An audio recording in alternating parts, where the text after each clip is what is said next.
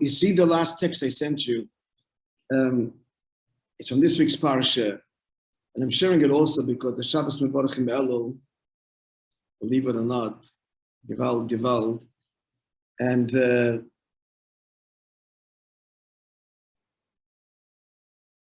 Michael's Yortzeit is coming up very soon, Michael Chernak. And I just happened to recall, I just remember that when he learned what I'm going to share with you now, he was very enthused, and he wanted me to share it as a sermon. Rabbi, this you should say is a sermon. I don't think he ever did actually as a sermon, so we'll share it now. So you can see on the page there, the last quote. So Moishe Rabbeinu, the whole book of Devarim, the whole 5th book of the Torah, is one long address by Moishe Rabbeinu that spans 37 days. It began on the Shvat and ended on the day of his passing on the 7th of Adar. So the whole Shvat, which is 30 days, and 7 days in Adar, which was also his birthday, the day he was born. And so the whole book of Devarim, as you know, if you look at it, it's a Farbrengen, very inspirational, and he reviews the history. He shares and reveals many details of the laws that were given earlier in a general sense. Now he reveals many details. And it's also important to note what he repeats repeatedly to the Yidden is, remember, you saw this. Everything I'm telling you, you were witness. This is a critical point to appreciate, that Judaism begins, unlike all other faiths. All other faiths, without exception, begin with one person who claims that God revealed himself to him. He's charismatic, and whatever it means, often by force, convinces others, and the religion gains popularity, but it all rests on one person, whether it's Muhammad or Yoshke. Yiddishkeit doesn't begin this way. It begins with the revelation of God to the masses at Sinai. And Moishe repeatedly reminds them of this. And then you have to appreciate this is all written down. And these people themselves are witness that have this copy called the Torah, or an affidavit that basically says we were there, and in the numbers, millions, where and when, they give it to the children, it's passed on to this very day. There's no document in all of human history that is witnessed by so many and passed down so faithfully, nothing close. And that's something Moshe Rabbeinu repeats often. You're not getting this because I told you or someone else told you. You were witness to this. Now, one of the things he says to them, just singling out this verse that Michael really appreciated, where are they now? At the end of the 40 years, about to enter Yisrael. Moshe Rabbeinu was told he's passing away, and nonetheless, he exerts himself for the final battles and preparation to bring the Yidden into the promised land. The Yidden are reluctant to engage in the final battle because they know that when it's over, Moshe Rabbeinu passes away. So they're reluctant, but Moshe says, we're going further, and they do. So the battles are fought. Oig and Sichin are defeated, these two mighty empires. Other empires, other countries that had to circumvent. We read the stories. And now he's reviewing the history, and they're about to go in, and he says to them, God who led you through the great desert, awesome, Nachash, snakes, Sarah, vipers, the Akrov and scorpions, and thirst, and there's no water. And finally,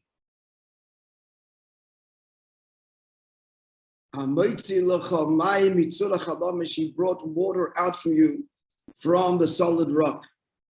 So I'm going to explain this verse spiritually.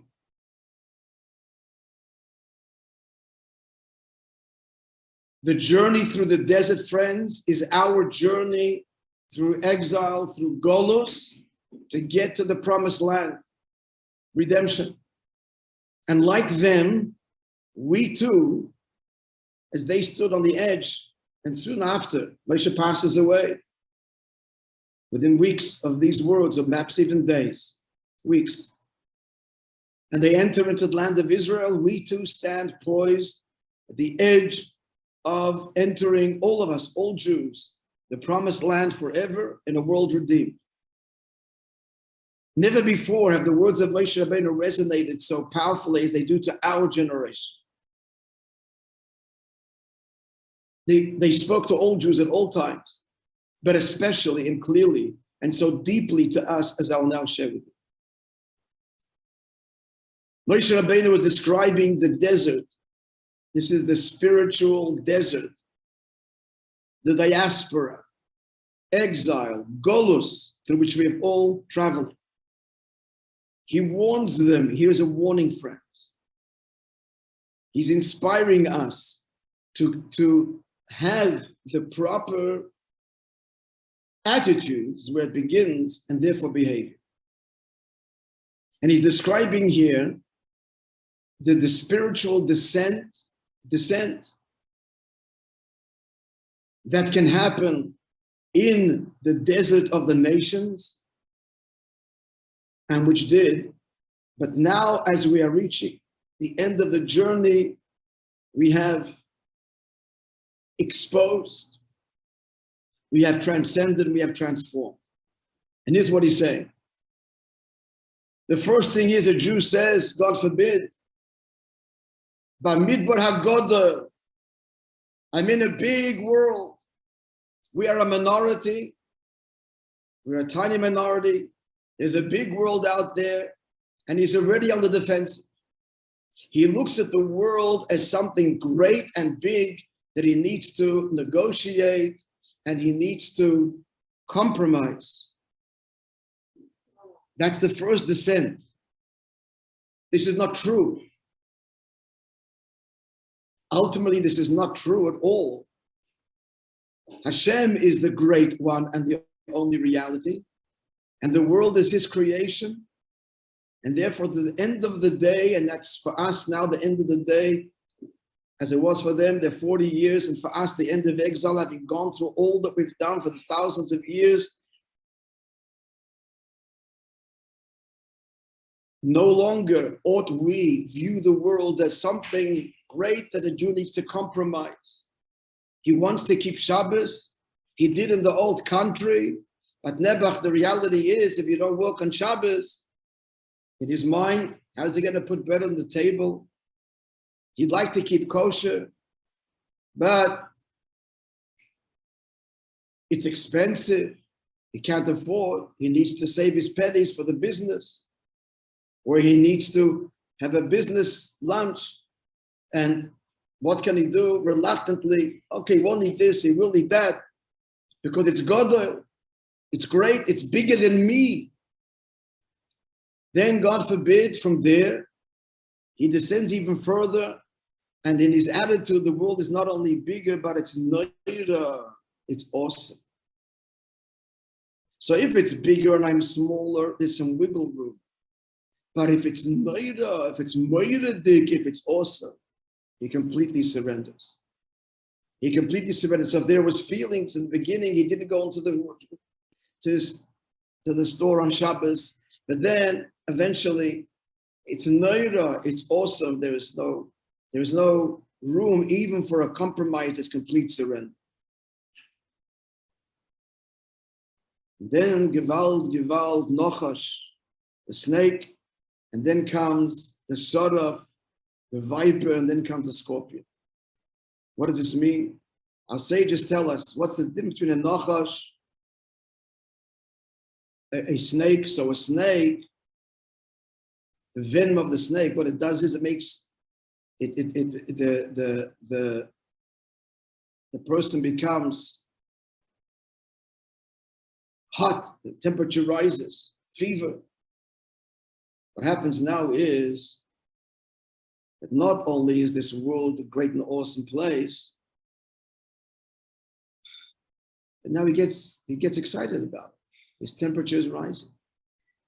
It started off reluctantly, but now he's getting into the secular culture and that whole world there, and it's starting to appeal to him. He's getting warm to it. That's the snake, the venom raises the temperature. So it started off again, all reluctantly with a lot of guilt, but now he's getting excited. He's successful, another dollar, and he enters into a whole world of secularism or hedonism, and he's warmed by it. It doesn't stop there. Sorov, the translation here is a viper, but the real translation sort of means fire. Sorov, Sreifa means a fire. Not only is he warm to secularism, he's completely consumed him. It's consumed him. Making money has consumed him, status has consumed him, pleasures have consumed him. Each one has his own story. I'm just speaking in general terms. Doesn't stop there. Then comes the scorpion, Akro. So our sages say that the scorpion, when the person, God forbid, what happens is the body becomes cold. Temperature drops, cold. The snake and the Sorov and the viper is all hot. The scorpion is cold. What happens, God forbid, is here. Till now, we had still come some kind of, nostalgic at least, and warm feeling for Yiddishkeit. That's gone. Cold, he's cold to Yiddishkeit. He's cold. He looks at a frum Jew and he's almost embarrassed with him. He's cold to the whole thing.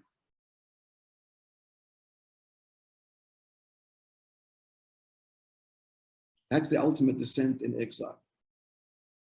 Moishe is warning, us, I guess, by telling them this is what you went through, but we're over this now.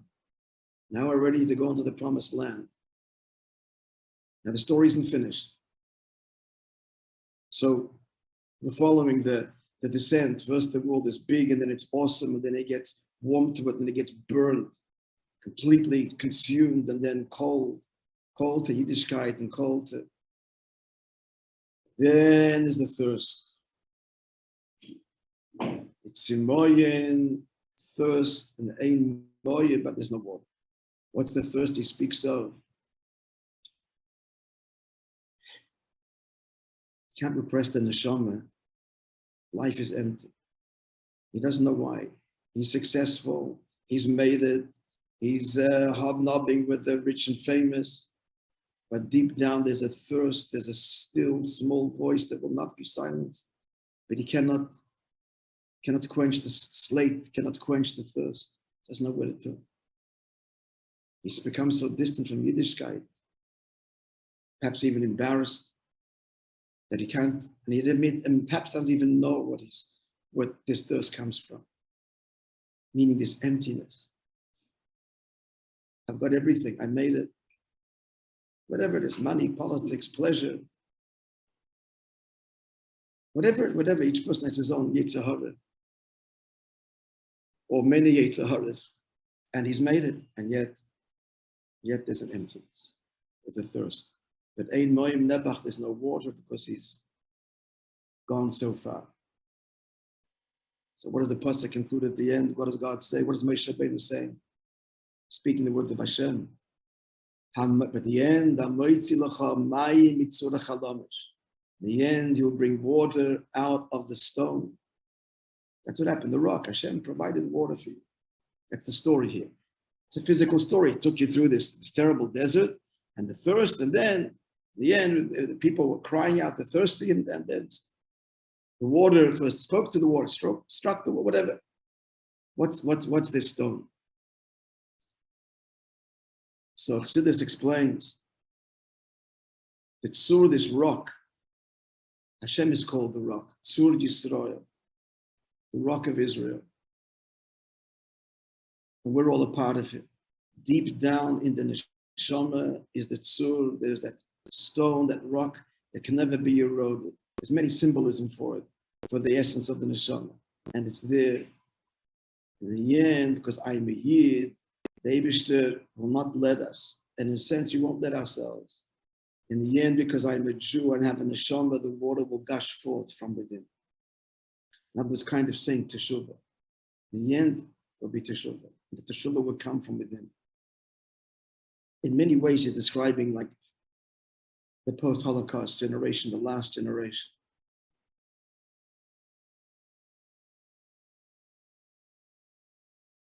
Come to America, It's a big world. It's an awesome world. Hey, it's not so terrible and all of that.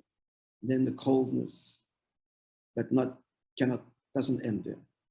The end is, I think I told you this once. Maybe I didn't. This was a number of years ago. Sunday morning used to be a problem. Maybe it still is. I could don't listen to the radio. I used to be driving Sunday morning for some reason. I was going somewhere. It's long time. I listened to the radio, and there was a program on CBC called Tapestry, a documentary kind of program. And it was a program interviewing Holocaust survivors. This was in the 2000, and it's an amazing program where basically it came out that Holocaust survivors, many of them that walked away from Yiddishkeit after the war, justifiably, there is no blame whatsoever. Chas v'sholom. I just tell you in brackets, I think I mentioned to you, we had a Jew here, Chaim Rosen. So whatever he is, I met him through David Midji, a brilliant man, a self-taught academic. He fought in the Jewish Brigade. He lost his whole family in the Holocaust. He started coming to shul, and I would go and even put on film, but he wouldn't come. Hashem and keep it to shul. I said, Chaim, Shabbos you would come. Hashem and keep it, not coming to shul. He says, he can't come. He can't come to shul. Hashem and keep it. Why? He says, he was spoken Yiddish, he spoke German, Yiddish. He was born in Poland, but he brought up in Germany. His father was a teacher in Chay. They brought him to Germany to teach. He says, on Rosh Yom Kippur, on this day, God wrote, in 1942, he wrote in it, and then sealed 2 million children in the book of death. They can't celebrate this day. He saved no. My dear friends, he's not coming to shul. Is a far deeper and truer than my going to shul, than my Shema Yisrael at Me'ilah. He's so Eibishter. It's a real relationship. I can't go there. I can't hear these words. So what happened? That's real. Trust me, the Eibishter is touched by him. He's not coming more than any of us are coming. Not to say that we shouldn't go. What I'm saying, there's no criticism here, but that's what happened. Come to America, it's a big world and so on, but then this, the end of the day. So back to the CBC. So what do they find? That Holocaust survivors, and that was the end of their life. They interviewed like secular, starting to re-identify and paying for, some of them very wealthy, paying for things, the Siddurim in the shul. May not even go, but he heard the synagogue needs Siddurim. He's paying for the whole new Machzorim Siddurim. And then the interview asked why. Because this is who I am. This is who I am. The kids maybe married out, they didn't send to Jewish schools. But in the end, they're re-identified. Why? Because it's the flint, that's that rock, that stone there, that the water gushes forth. If you look at the stone, you don't see it, but it's there. Look at the rock, you don't see, but it's there. It's irrepressible. So at the end, it'll gush forth. It'll gush forth from the tzur, from the rock, which is symbol of eternity. This peak that can never, it's always present. Never eroded the Jewish identity. And Hashem is called Tzur. Tzur Yisrael v'Goli, the rock of Israel and the Redeemer. From there, the water will gush forth every year. This Mirosh Tzurim, as Bilam said. You all come from the peaks and from the hills. Every Jew has this. So in the end, the tshuva will come gushing forth. That's our generation. I hope that was clear. The story really of the last 60, 50 years. And what's now?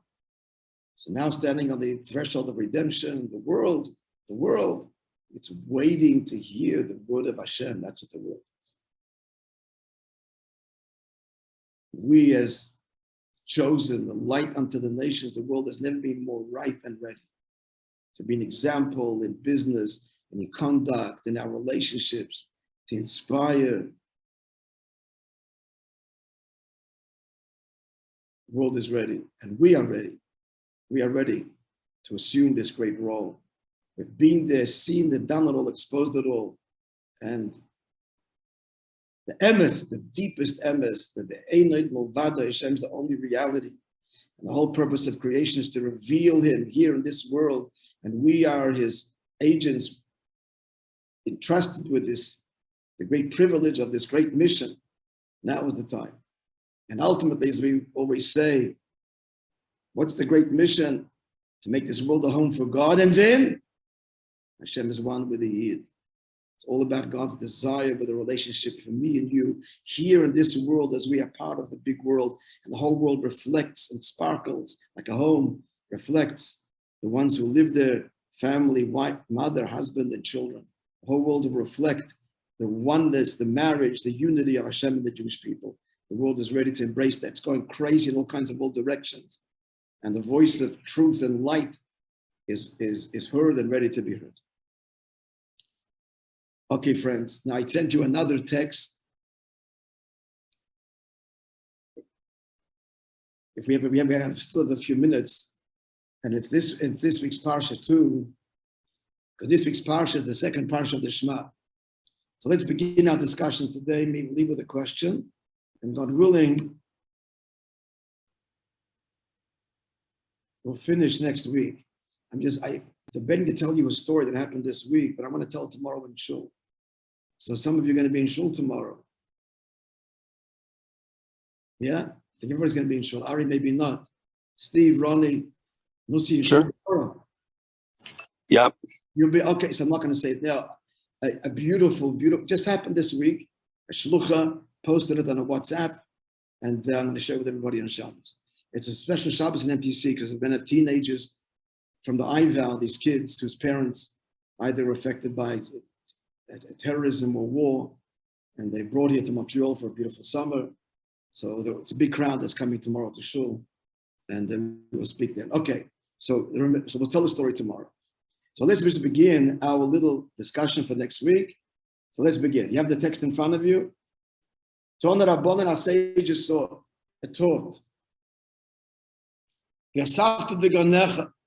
This is this week's parsha, the second parsha of the Shema. You shall gather in your grain. What's it coming to teach us? You have to be told to gather in your grain? Why are we being told that? If we're being told, as the pasuk says, you keep my commandments, I will bless you. You'll have grain. That's all we got to hear. You'll have a bountiful harvest. Why does the pasuk say this is the second parsha of the Shema? We say every day, a few times a day. You'll gather in your grain, and your vine and your oil. It's to be told you gather it in. So it answers, it's Rabbi Shmuel. The Torah is going to tell you to gather in your grain. Why?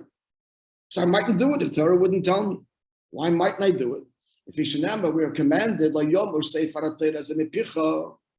the words of the Torah should not depart from your mouth. So I might think that means that a Jew has to only learn Torah and do nothing else. I might think that's literal, that the only thing a person should be occupied is Torah study and not in commerce and in agriculture and in making a living. That's what the pasuk says here. No, you learn, but you also have a safta de gonecha. Hanig behem minak derech eretz. Set aside time, not just for Torah, but for the way of the world, for making a living. Give you Rabbi Shmuel, that's Rabbi Shmuel. Clear? So the Torah is commanding us, gather in your crop, because that's part of your mission. Not just Torah, but also engage in the world and so on. Then comes the opinion of Mishim ben Yochai. Let's read it I'll just read it in the English. You see this, it's the second quote there. It's cut off a bit. Why is it? Oh, no, it's not. Rabbi Shimon Yochai says, he asks like this: is it possible that a person plows in the plowing season and sows in the sowing season and harvests in the harvest season, and threshes in the threshing season, and winnows in the windy season? Because, as he says, as grain is separated by the chaff by means of the wind, so he's constantly busy. What will become of his Torah? Ask Rabbi Shimon Yochai.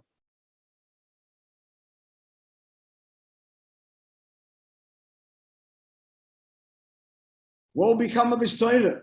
Rather, one must dedicate himself exclusively to Torah at the expense of other endeavors. So what's going to be with Parnasa? She says, that when Israel performs God's will, their work is performed by others. As it says, in the Navi says, and strangers will stand and feed your flocks, and foreigners will be your plowmen and your vine dressers. When Israel does not perform God's will, then their work is performed by themselves. As it says in the parsha of the Shema, and you shall gather your grain. Let's stop right over here. So according to Rabbi Shimon ben Yochai, he argues Rabbi Shimon, says, no, a yid should devote himself only to Torah study. Panasa, you do that, God will provide, others will do it. Now, and then he brings, when do you gather in your grain? He quotes, when you don't learn Torah all day, and he quotes from our parsha Va'ekev, the second parsha of the Shema, the quote we just had in the first paragraph, V'asafta degoncha, you gather your grain. So he says, when is that talking about? When you don't listen to what Hashem says. Our question today, which we'll answer God willing next week, is what? The parsha begins with V'hoyem shemaya tishmo. This is all rewards for keeping God's commandments. I'll bless your produce, you'll gather in your grain.